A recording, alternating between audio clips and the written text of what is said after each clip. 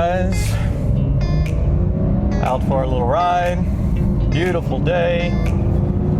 I'm in my 2025 Porsche 911 Carrera T, and thought today we would do a little video on, well, basically answer the 6 questions I get asked the most, both from my channel at different events, just general questions I get asked. If you're in the market for a 911, especially maybe a 992.2 Carrera T, so these answers might help you out.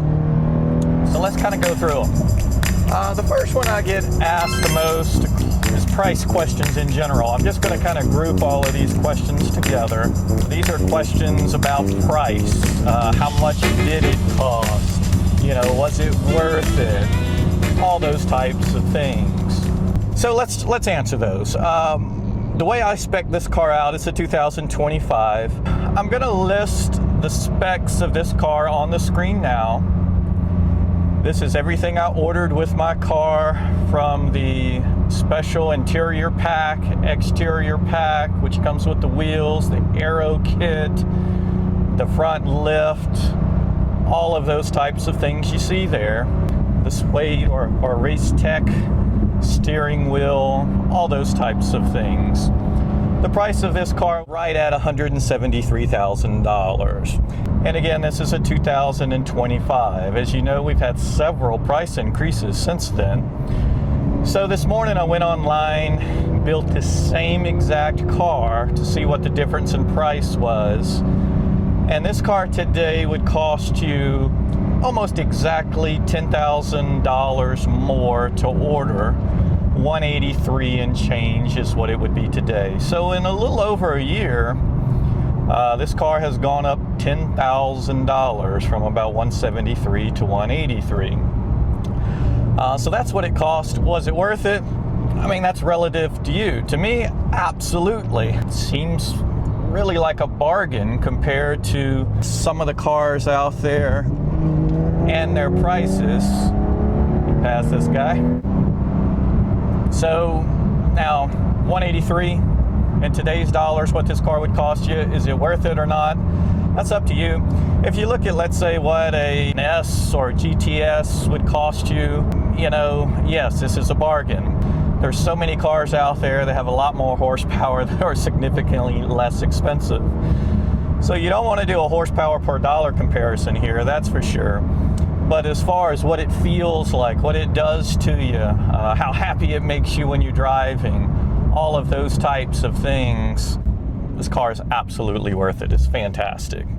So I would say it's worth it, but to answer the question I get asked, one of the most frequently, what it cost me about $173. It would cost you to order this today about $10,000 more at $183. Next question that seems to follow up, what do I do for a living? I'm basically semi-retired now. I owned an insurance agency for 18 years. I sold it about a year and a half ago. I've also been flipping house for years. I flipped houses even when I had the insurance agency, and I still do that. I buy houses from auctions and so forth, fix them up and then sell them. Do some of the work myself. Of course, I sub out a lot of the work. And they also own a small construction company. So the combination of those two things, those 3 things, provide for a pretty good quality of life for me. But answer your question directly, several sources of income, most of it passive at this point, which of course frees up a lot of time. Next question, let's have fun on this curve first. There we go. Do you like this car better than cars you previously owned? Yes, to answer this. This is my favorite car I've had so far, but it is a close first. The close second, surprisingly, is a C7 Z06 I owned several years ago, a 2019. It was manual, it was loud, it was orange, which is my favorite color for cars. It was loud, it was fast, 650 horsepower, 650 foot-pounds of torque. It was a lot of fun, and it was great. I miss it every day. I wish I still had it. I also had a McLaren 570S. A lot of fun. I've had most recently a BMW Z4 M40i. Surprisingly fast with a little tune and a lot of fun. Great convertible. I've had a Mustang GT S550 5.0 with the Coyote engine. All of those were a lot of fun. This is the most fun by far. I like this the most. This is a keeper. It's tight, it's solid. It's not the fastest I've had, but man, you can control it. Looks great, tons of compliments on it. Spec'd it out exactly the way I wanted it. Zero complaints about the car. So yes, this is my favorite car so far. I've also had a Ferrari 360. That one was okay. So out of cars like Corvettes, Mustangs, BMWs, Ferraris, McLarens, this is my first Porsche, and this is my favorite car I've ever owned. Next one is just general spec questions. Spec questions just seem to come with owning a Porsche more so than other brands I've owned. People want to know, did you spec it out, or was it something a dealer did? What about the spec would you do different all over again? What would you add? What would you subtract? What do you wish you added? Those types of things. Yes, as a lot of you know, if you've watched my other videos, I spec'd this out. I did European delivery on it, had it built exactly the way I wanted. And everybody's gonna love their spec, but I really do love this. If you've seen some of my other videos, you know that from the time I ordered it to the time I got it, I had some serious questions about some of my choices. But in hindsight, I think I did really well. There's nothing really I would add to this at all. I love the aero kit. I love the color matched wheels. I love the gentian blue interior pack, or as I was taught in Germany, they call it Insienblau Metallic is the way they pronounce the color, Insienblau Metallic. I got the Insienblau Metallic exterior pack and interior pack. I love the bucket seats. I ordered the risers for the front that gave it a little bit of a recline, and that made a big deal. I love the Race Tech steering wheel. The front lift is a must for where I live. I try to keep it light. I try to keep it true to what a Carrera T should be. That's why I didn't want, I love convertibles, but I didn't want a convertible. I didn't want a sunroof. I didn't want things that weighed it down because it's supposed to be light and airy.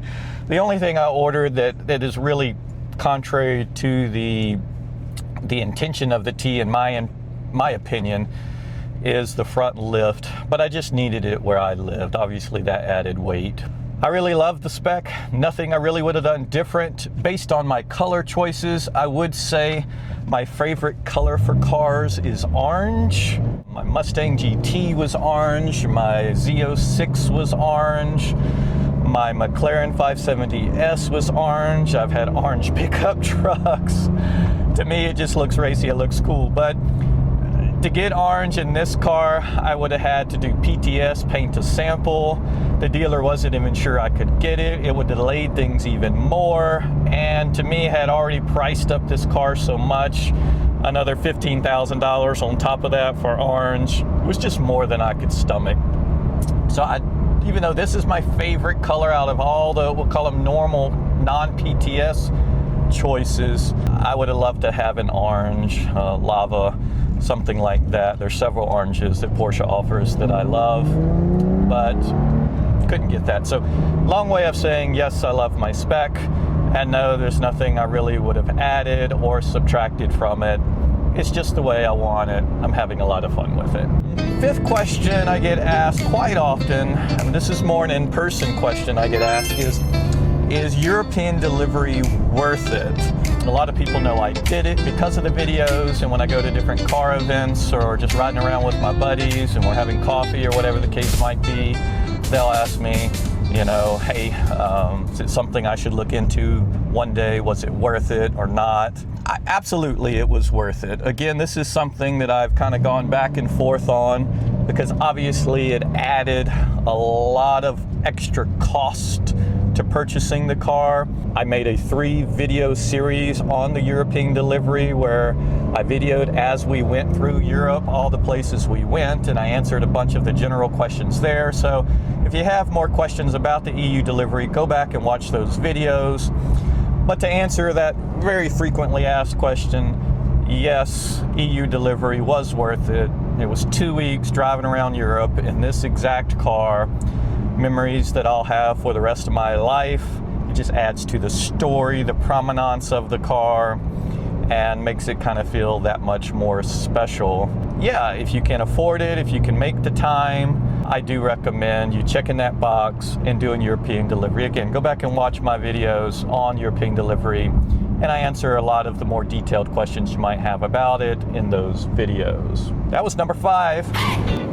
The number 6 thing I think I get asked the most is attention-getting questions. And again, these are questions I get most in person because a lot of people who know me know I used to have a bright orange McLaren 570S.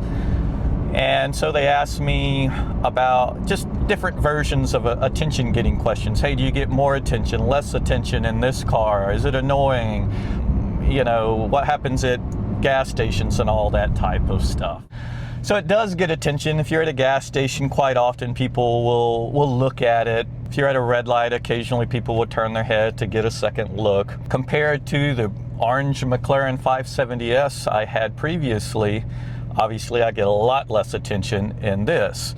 With that car, you couldn't stop at a gas station without people wanting to come over and look in it and so forth. It had the doors, of course, that opened up. It was orange, it was different, it was more unique than a 911. That car got tons of attention, so much so that there were times that I did not drive it just because I didn't want that attention. Like I very rarely drove it to the office because people would stop in front of my office and take pictures, and I had a guy once try to like record a music video in front of it, or TikTok video I guess it was, in front of it while it was sitting out by the road, things like that.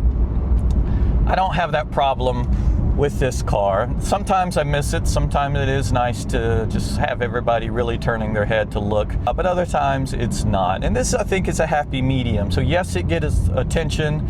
People do want to get a second look. It's all relative, right? It just depends on what you're used to. If you're coming from a McLaren or a Lamborghini, a Ferrari, this will be a step down in the attention you get. If you're coming up from a BMW or different Mercedes, then this is going to be more attention. And with 911s, it's really all about spec, right?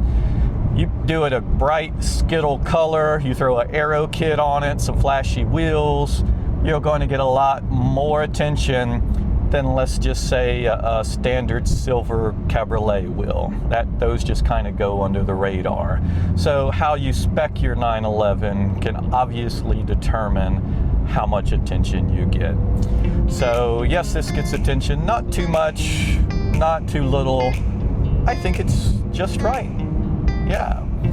So those are the 6 questions that I get asked the most. If you have additional questions or things that you would like answered, shoot me a message in the comments. I'd love to answer them for you. Please like and subscribe. Obviously, that helps the channel, grow. I love getting messages from you guys, so if you'll shoot me a message, a question, or anything, it's fun answering them. So thanks again, guys. I hope this helped. Like and subscribe, and I'll see you soon.